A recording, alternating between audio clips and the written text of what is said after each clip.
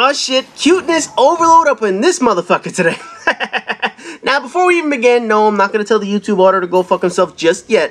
I do want to say that most of the weeks in which I'm going to be doing the Goodbye PlayStation 3 series, they're going to have themes to each week. The first week was Sony-owned shooter games. The second week was Sports Week. In the future, we're going to have Racing Week, we're going to have Call of Duty Week, Assassin's Creed Week, etc., etc.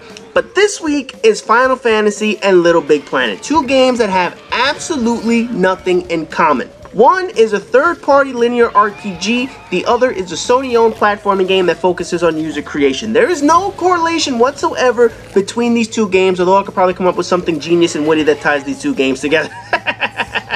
But this happens to be one of those weeks where I just have to throw shit together because I don't have a better option. That's the only reason these two series are being meshed together, because most of the other weeks are already set. You know, and looking at my schedule, I believe there are going to be 3 of the 11 weeks that are just mashed together with games that have absolutely nothing in common. My options for shit become limited, so it was either going to be Final Fantasy and Little Big Planet or the BioShock trilogy with Little Big Planet. See, no matter what I chose, it won't make any damn sense. So Final Fantasy and Little Big Planet were combined for this week, and when I do the 3 BioShock games, they're going to be combined with 2 other games that they have very little common with as well. That being said, now I can get into the video and I can say, hey YouTube butter, fuck you. And before people go get in their thong, stuffed up their crack over my gameplay, obviously with a number of these games I haven't played in years, it takes time to readjust to the controls and shit before I get familiar with them in the game. For most of the games that you're going to see, I record the first 15, 20, 30 minutes or so gameplay, whatever the fuck. In some cases, it takes me a hot minute to readjust to the controls of that shit, and this happened to be one of those games. So I don't want to hear no bullshit, oh, you don't know how to play this game, shut the fuck up. I'm playing this shit for the first time in fucking years. Now, anyone that has played this game knows this game was masterfully built. Now, I'm not talking about the cutesy plotline of the game or even the artistic direction of the game. The game physics of Little Big Planet are amazing. Simply amazing. You look at all the other AAA titles that are out there that release each year, and no game takes into account true physics. But this game is all about physics and platforming. It's like a nice big fuck you to Nintendo Mario. Now, really, think about this for a minute. What game does Little Big Planet take the most inspiration from? Just look at the genre of games out there, and what major franchise comes close to the genre Little Big Planet is in? Mario. It's the only one. This is Sony's version or rebuttal towards original old school Nintendo Mario games. Just look at the similarities. Once you get past the crazy graphics and the cute shit in the background, this game is completely inspired by Mario Land. We have a side-scrolling game which for the most part goes from left to right the majority of the game. There are parts of the game where it'll go right to left, up and down, and all this other bullshit, but the overwhelming majority of this game is left to right. We have 8 unique worlds or levels or whatever the fuck you want to call these things. In the original Mario, it was World 1-1, World 1-2, and then you can warp your ass almost anywhere you want up in this motherfucker by jumping through a pipe. Mario 3 was 7 kingdoms, and the final area with Bowser, all pissed off and shit. Little Big Planet, same shit. 8 worlds to visit and conquer, except this time, we don't have any fucking warp pipes to skip us straight to the butt sex and get to the grand finale. Again, complete inspiration from Mario. In Mario games, every now and then you would find a pipe that had a secret level. Drop down, have a shitload of coins or whatever the fuck in the room where you can pick all of them up to your heart's content. Little Big Planet has some bonus levels that you need to unlock. Although it's not a pipe in the middle of the map, they do have bonus levels. Unlike Mario though, the bonus levels occur after the completion of a level. I guess in a way it's similar to Mario 3 or even Super Mario World, whatever the fuck that shit was with the introduced Yoshi and shit like that. You know, where you could find bonus levels on the overhead map if you were clever enough. Here in Little Big Planet, after completing a certain percentage of a level or whatever the fuck, you can unlock bonus areas that give you a chance to earn more swag for Sackboy. And one of the main appeals of this game is the swag factor. Honestly, this is like a Barbie doll game with all the shit you could put on Sackboy. No, really, don't lie. This video game is Barbie up in this motherfucker because you can dress up your sack boy or sack girl, whatever the fuck you want to call it, and you can put anything you want on this motherfucker. Of course, I made mine into a badass. You know, it's funny because Sony rolled out all kinds of skins that you could put on him, from Solid Snake to Kratos to Resistance helmets where you could put on him, look like a Chimera, to wear outfits from Nathan Drake and Uncharted. All of that is part of the charm of the game. But you are playing Barbie doll dress up in this motherfucker. You know, I make fun of Call of Duty all the time for shit that's basically cosmetic. Ooh, I earned zebra camo sitting in a corner for 50 kills. Or, ooh, I earned the pussy lip sights for my gun. Get the fuck out of here with that shit, man. The point of Call of Duty is to shoot motherfuckers. It's not dress up. With Little Big Planet, though, the point of the game is dressing up. This is where cosmetic changes and appearances make the game unique, and it's meant to make the game a little bit more lighthearted. I mean, really, does anyone give a flying fuck about Space Kitty gun camo or rubber ducky backgrounds?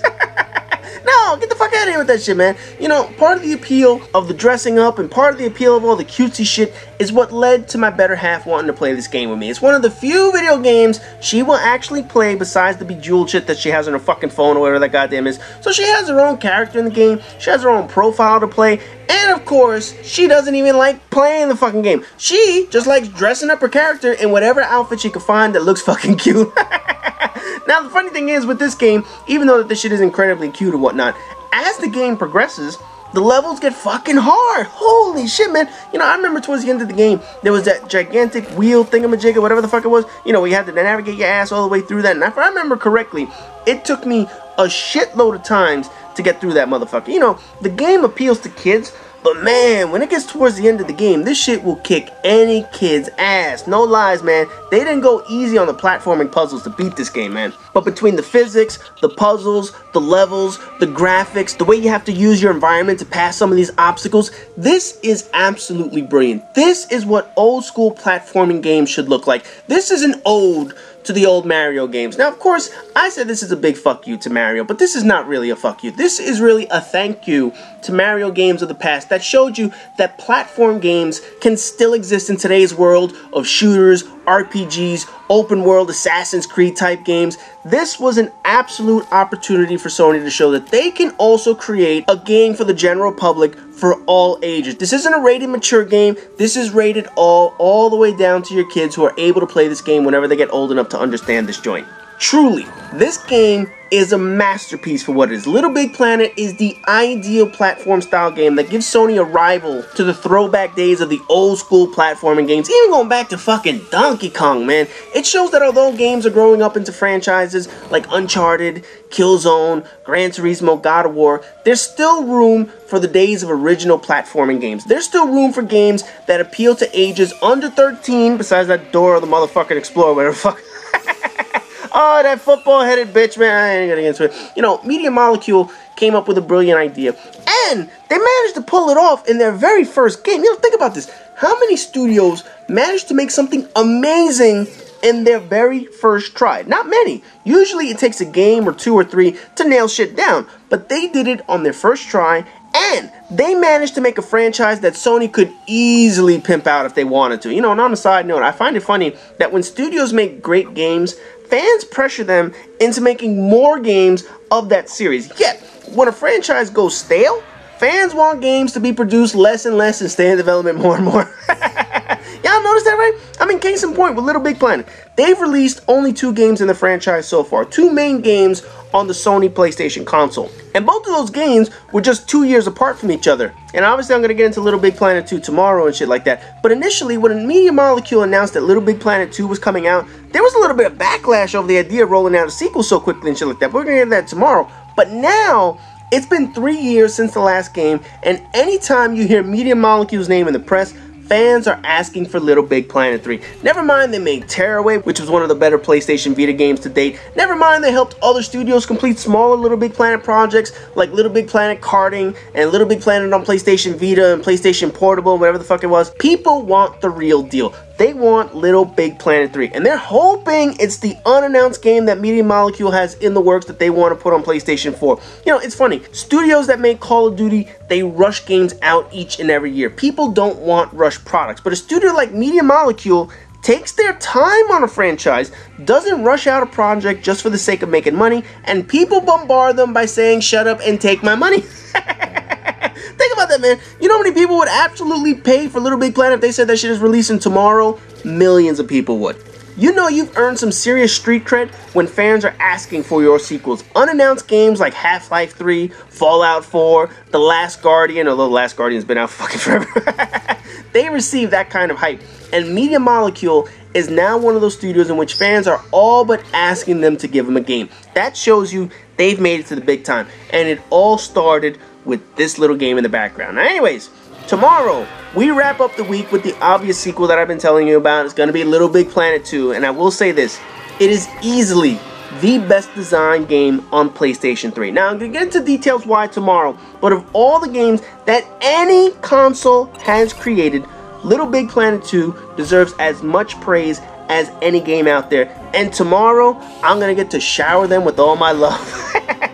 So anyways, as always, rate, comment, subscribe, and all that good shit. And I'll see you guys in tomorrow's video.